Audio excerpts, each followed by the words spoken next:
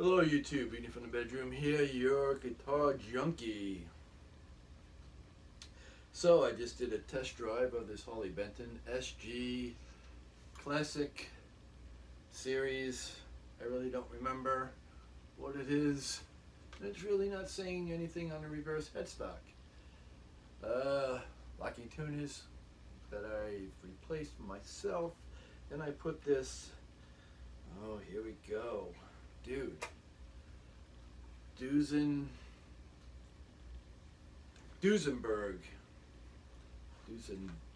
I believe it's a Duesenberg tremolo system.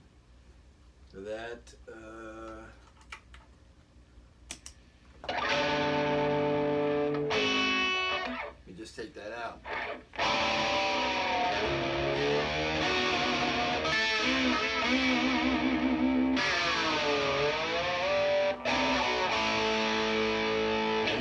So there. Believe it or not, that along with the locking tuners and let's not forget I put a rolling bridge on here. $20 from Amazon. The locking tuners, I believe, for this model with the big keys for this style of guitar was I think $38, the most I've ever spent from Amazon. So Amazon. And this little beauty here I got from eBay. I saw some other guy that had a Harley Benton SG, and he had this in it, or on it, in his video, but on his guitar. Let me clarify. And I just had to get one and put it on this puppy. And you know, it's just like a flat piece of wood with strings. Who doesn't love an SG, right? Double horns, you know, Angus Young, yeah, baby. And then he started painting his SGs black, but they were red, like burgundy, more of a darker red than this, I do believe, but white border going around it. Binding, I think is what they call it. The best part about this one here is this guitar was not only, I believe, under $150, but it's got 24 frets, man. 24 frets. 24 frets. Did it tell you it's got 24 frets? It's got the Rosacea maple fingerboard, which is roasted maple, dyed, and with they're trapezoid inlays. They're like pearlized. It could be plastic. They don't look abalone, because abalone are like a shell color. They got different colors in it. This is whatever they are. They're nice. They're inlays. They're cool. And but yeah, it because it's dyed, it looks ebony. And you know me, I love an ebony fingerboard. B-stock. Yep. No issues with this guitar. Nothing I could find. Nothing I could see. It's been a while since I took it off the wall, plucked it off the wall, should I say. And for my buddies up in Canada, my Canadian friends, that's a song from a Canadian musician. You ought to know it. If not, shame on you. The only thing that's the backing track. I used to play that live with my band, and what I did was I incorporated my own solo that I made up for that song, because when a particular artist played it, he had a Bigsby, and I think that when he played it, as soon as he hit the Bigsby, all the strings were out of tune. So I remember learning that song and learning to hit the exact notes that he was hitting that were out of tune, accidentally, because of his Bigsby. But so yeah, but then I kind of, after playing it for so many times, over and over, thousands of times I played that song. I kind of started making up my own solo, and everyone liked that solo, so I just stuck with it. Um, I'm surprised, that I even remembered it, because when the song started, I was like, I don't even remember the chords for this. That's why I videotape, and I try to go back. Here today, gone tomorrow. But yeah, so again, this is another Harley Benton from Tolman's B stock, and this is, I don't know how many I've had. A couple of SGs, I really don't. If I had two or if I had three, I don't really remember. But I never kept them, and they were, USA made Gibsons. But I never had a red one or like a burgundy, you know. So maybe that's why I always loved the red SG, because I remember seeing this, on album covers and this and that while I was growing up, and just thought it looked cool. It looked like this was on fire, like these were flames, the devil horns were like flames.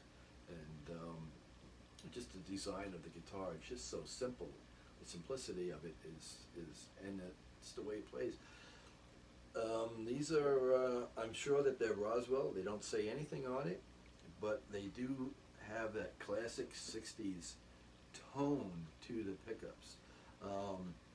They're very warm and thick, and what I did was, because it's the law to stack an overdrive pedal with a crunch, pedal on your amp, I always had my Nuex go-to Golden Horses.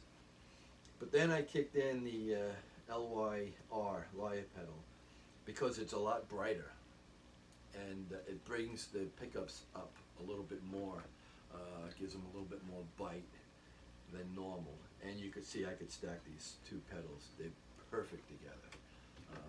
Franken beans, peanut butter and jelly, however you want to say it. I get stuck back here. And so yeah, I never kept them, and I really didn't think I'd keep this one, but this is a keeper. And man, it plays good, it sounds good, it looks good, it feels good, the whole nine. And again, nothing handed to me. I'm not being endorsed or paid to promote Tolman's Harley Benton guitars, because I have so many of them and I speak so much about them. I just want people to know just how great they are, and you don't have to break the bank, to get a very high-end quality guitar for the money. So if you put the quality of this guitar for what I paid for it next to anything else that you want to spend, or go into a store and the store expects you to drop, $1,500 plus on a guitar, I put this up against it any day. And again, like I said, I paid out of my own pocket. This is my own opinion. I noticed that IYV is using 3 of my YouTube videos on their Amazon page to sell that, was it Paul Reed Smith copy that I had, 300 something series I think it was, with the vines of life, tree of life going up the neck, neck through. I noticed that they used 3 of my videos to help sell that guitar. As soon as you go on it on Amazon, mine's the first. Here's all the pictures, and where it says video, that's me right there. So, and I had not gotten anything from IYV for that, and not that they even asked permission to use it, but I don't care. I still think it's cool. Again, that's why I try to offer musicians, professional musicians, or should I say celebrity musicians, my music, because it's not so much, I'm not looking for a paycheck. It's bragging rights, I sent them out to people that I know now. If I said to you, hey, the next Bonamassa album he's using one of my songs. Next Clapham album's he's using one of my songs. Next Sheryl Crow album, she's using one of my songs.